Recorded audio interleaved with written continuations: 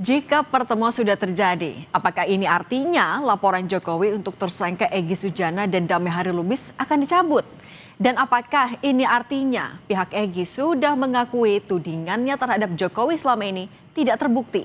Kami sudah mencoba mengundang Egy Sujana, tapi yang bersangkutan hanya menjawab akan beri penjelasan pada pekan depan. Kita bahas selengkapnya bersama Sekjen Rejo, M. Rahmat, dan kuasa hukum Roy Suryo CS Ahmad Hozinuddin. Selamat petang semuanya. Ya, selamat petang, Mbak. Pak Rahmat, Anda kan kemarin ikut dalam pertemuan. Ini tuh sebenarnya inisiatif siapa? Dari pihak Egy atau Pak Jokowi justru yang mengundang? Ya, terima kasih Mbak Cindy. Selamat sore masyarakat Indonesia dimanapun berada. Silakan Pak. Pertemuan ini adalah kesadaran dari semua pihak ya. Kami hanya kebagian tugas untuk menghubungkan. Jadi Pak Egy punya kesadaran yang luar biasa. Kemudian Pak Damai Hari Lubis juga demikian. Lalu Bapak Jokowi, Presiden RI yang ke-7 juga membuka pintu rumah beliau dengan selebar-lebarnya. Tapi Pak Rahmat, tapi awal mulai dari pihak Egy dan Pak Damai bisa berkomunikasi dengan Rejo tuh gimana? Oh ya, memang di awal bulan Desember yang lalu kami bersama Pak Darmizal, Ketum Rejo, berkunjung ke kediaman Pak Egy Sujana di Bogor. Karena Pak Egy ini juga kami sudah lama berkenalan baik dengan Pak Egy, dan Pak Darmizal juga dengan Pak Egy juga sudah berkenalan baik sejak muda dulu. Oke. Dan ternyata juga Pak Egy itu adalah tim suksesnya Pak Jokowi ketika Pak Jokowi maju di Pilkada Solo. Kalau gitu, tapi alasan saat itu pengen ketemu Pak Jokowi mereka karena apa, Pak? Ya, ini kan pertemuan silaturahim teman lama ya. Biasa kan silaturahim, apalagi mau bulan puasa, kita dianjurkan untuk silaturahim. Dan kebetulan memang Pak Egy dengan Pak Damai Hari Lubis sedang menghadapi kasus di Polda Metro Jaya. Oke, dua tersangka dari kasus dugaan tudingan ijazah palsu ketemu sama Pak Jokowi. Bang Hozinuddin, tidak tertarikkah Roy Suryo CS juga ketemu Pak Jokowi? Tapi nanti kita lanjutkan dulu, Bang Hozinuddin, tahan dulu ya. Sesaat lagi usai jeda, tetap bersama kami di Kompas Petang.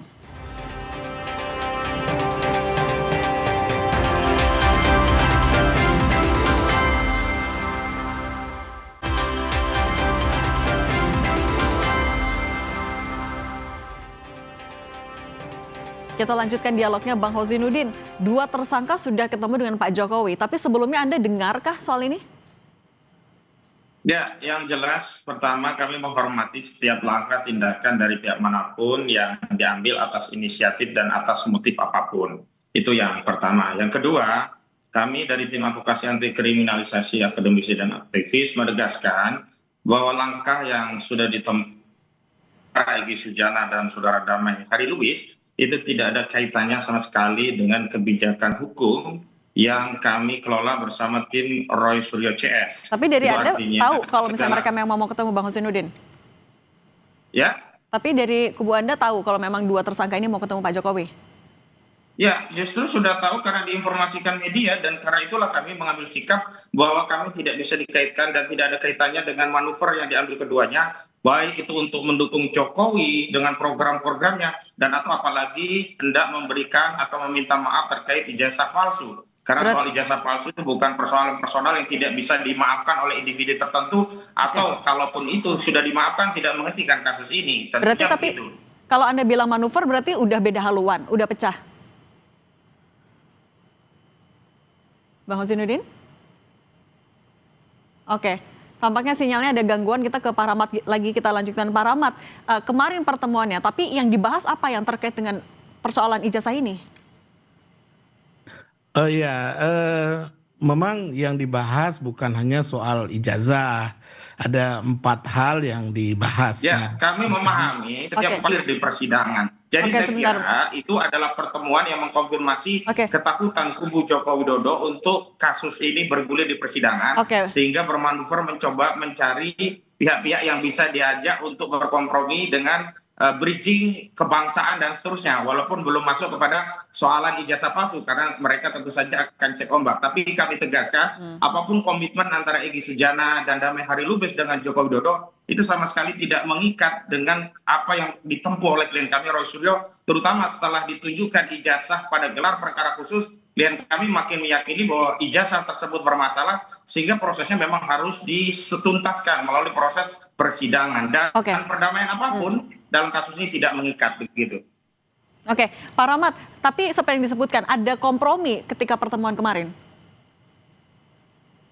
Tepatnya bukan kompromi ya, tetapi pertemuan silaturahim, dan kemudian dari Pak Damai Hari Lubis menyampaikan maksud kedatangan, lalu Itu? menyampaikan permohonan maaf ke Pak Jokowi, dan kemudian Pak Jokowi juga merespon itu dengan sangat negarawan, menerima permohonan maaf, memberikan maaf gitu ya, dan berharap kasus yang dihadapi Pak Damai Lubis dan Pak Egy Sujana di Polda Metro Jaya itu bisa dihentikan. Oh, Tentu artinya akan mencabut, Pak Jokowi berdasarkan, akan mencabut laporan.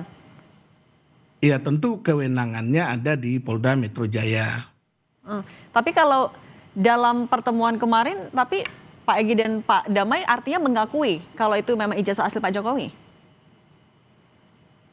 Iya, Polda Metro Jaya sudah membuat konferensi pers dan sudah menggelar ya bahwa ijazah Pak Jokowi itu asli. Oke, tapi kalau dari Pak Saya kira Egy ini dan yang keliru. Jadi konferensi pers dari Polda itu bukan keputusan hukum. Dan saat ini status quo tentang ijazah itu harus menunggu keputusan pengadilan, bahkan keputusan pengadilan itu harus berkekuatan hukum tetap. Artinya framing tentang rilis dari Polda itu asli, termasuk pengakuan salah dan minta maaf dari saudara Damai Hari Lubis, itu tidaklah bisa dijadikan sandaran legitimasi bahwa ijazah saudara Joko Widodo itu asli. Dan justru saya curiga, bagaimana mungkin orang meminta maaf tanpa kesalahan? Itu artinya seolah-olah ada framing bahwa ijazah palsu itu sebuah kesalahan, sehingga ada permintaan maaf dari orang yang sebelumnya menyatakan ijazah itu palsu begitu.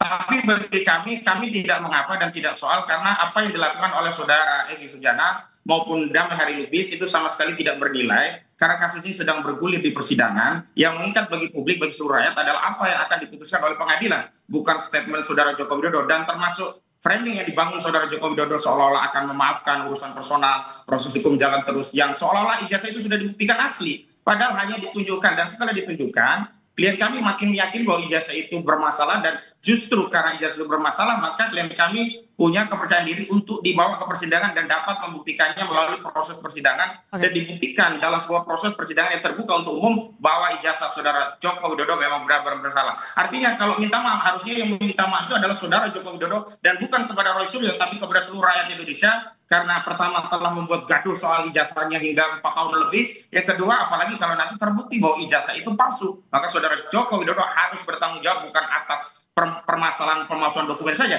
tetapi atas seluruh kebohongan dan kebijakannya yang dibangun di atas asas kebohongan atas ijazahnya. Itu Oke, saya minta kira pendapat yang Pak perlu Rahmat kalau gitu. ditegaskan kepada seluruh rakyat. Pak Rahmat, masih ada tersangka lain juga dalam kasus yang sama. Anda akan membangun komunikasi juga kah misalnya dengan Roy Suryo CS? Ya, Pak Jokowi kan membuka ruang ya, kecuali untuk 3 orang itu membuka ruang untuk minta maaf.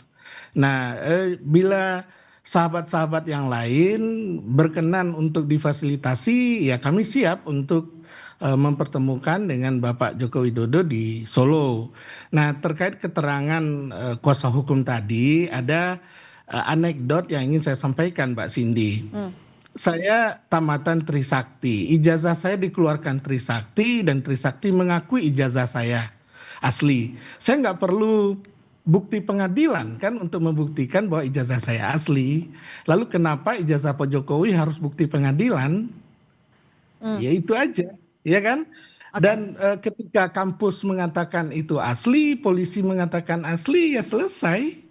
Kenapa harus berbeda dengan ijazah saya yang nggak perlu bukti pengadilan gitu loh. Oke, tapi berarti artinya kalau dari Rejo sendiri akan membuka komunikasi kah juga mencoba kepada kubu Roy Suryo CS? Kalau ke kubu Rasul CS yang bertiga itu Pak Jokowi sudah menegaskan tiada maaf ya. Proses hukum tetap jalan untuk yang bertiga, tapi yang klaster satu Bapak menyampaikan kepada kami apabila berkenan juga berkunjung silaturahim ke Bapak ke Solo, ya kami siap memfasilitasi. Oke, artinya tapi akan ada, kalau untuk beberapa tersangka yang lainnya juga akan reach out duluan? Selain yang Belum tiga itu? tahu. Oke. Belum tahu Mbak Cindy, kami Oke. belum berkomunikasi dengan yang lain. Saya pikir Mbak Cindy itu adalah strategi pecah belah dari kubu Jokowi, ingin memisahkan pejuang-pejuang yang ada dalam beberapa klaster ini, karena menurut Andi Azwan dari Jokowi Mania justru membuka peluang untuk semuanya dimaafkan. Artinya ada perbedaan dari kubu relawan Jokowi, itu adalah bagian dari upaya pecah belah untuk mengkerdilkan proses perjuangan untuk membongkar jasa palsu. Tetapi kami tegaskan bahwa mau dimaafkan atau tidak, mau semuanya atau tiga orang saja, kami tetap berkomitmen akan membawa prosedik sampai pada proses pengadilan, dan harus ada putusan yang inkrah yang itu harus disaksikan oleh seluruh rakyat. Agar persoalan ini tidak boleh diredam hanya dengan kunjungan silaturahmi berdalih Ramadan. Ini baru Rojab, Sya'ban belum. Ramadan masih tangeh, Lebaran masih tangeh, masih panjang dari waktunya. Sehingga saya pikir ini adalah upaya untuk pecah belah, adu domba, dan juga politik divide et impera. Jadi, Oke, saya minta tanggapan Pak Rahmat, gimana kalau dibilang tadi ada upaya pecah belah? Oh, justru kalau kita berdasarkan ajaran dari Islam yang dianut oleh Pak Egy dan teman-teman yang lain, malah dalam ajaran Islam itu sangat dianjurkan untuk saling berbaikan dan menjalin hubungan ajaran silaturahmi. Islamnya kami akui, tetapi politik pecah belah Jokowi itulah yang selama ini dirasakan oleh seluruh rakyat. Karena sudah tidak bisa dipercaya lagi apapun statement dari saudara Joko Widodo, karena sudah terbukti selalu memecah belah, berdalih ajaran Islam. Oke, Pak Rahmat, silakan. Walaupun bukan Ramadan, menjalin hubungan silaturahim itu sunat dan bagus. Jadi kapan saja boleh menjalin hubungan silaturahim. Apalagi memaafkan dan dimaafkan oleh relawan lainnya karena ijazah palsu ini, begitu. Oke, tapi kalau dari Pak Rahmat artinya juga mendorong agar kasus ini tidak berlanjut sampai pengadilan. Sebentar, Bang Ozin. Dokumen ijazah yang apalagi membohongi seluruh rakyat, itu komitmen dari Roy Suryo karena itu. Pak Rahmat, oke Pak Rahmat, artinya tapi kalau Anda terus-terusan menegaskan kalau ya soal berbaikan, maaf-maafan, artinya kalau Anda sendiri mendorong agar tidak lanjut sampai pengadilan, berhenti saja maaf-maafan begitu? Ya, kami mendoakan ya dan berharap juga Polda Metro Jaya mempertimbangkan ya maaf dan silaturahim ya ke Solo ini, mudah-mudahan bisa diterjemahkan oleh Polda Metro Jaya. Gak bisa Mbak Cindy, maaf itu tidak menghilangkan unsur pidana. Pemalsuan dokumen itu tidak bisa selesai dengan permaafan, harus dibuktikan, harus ada sanksi, harus ada putusan bahwa nanti setelah dibuktikan ijazah itu palsu, ada permintaan maaf dari Jokowi, itu pun hanya akan meringankan, bukan menghilangkan unsur pidananya, begitu. Oke, artinya minta maaf tidak cukup ya Bang Hasanuddin? Masalah bangsa ini diselesaikan dengan permaafan, jangan. Oke. Gak baik itu. Oke, kita nanti akan tunggu juga bagaimana proses kelanjutan ini di Polda Metro Jaya. Pak Rahmat dan Ahmad Hasanuddin, terima kasih sudah berbagi bersama kami. Sehat selalu semuanya. Mbak Cindy. Terima kasih Mbak Cindy. Terima kasih.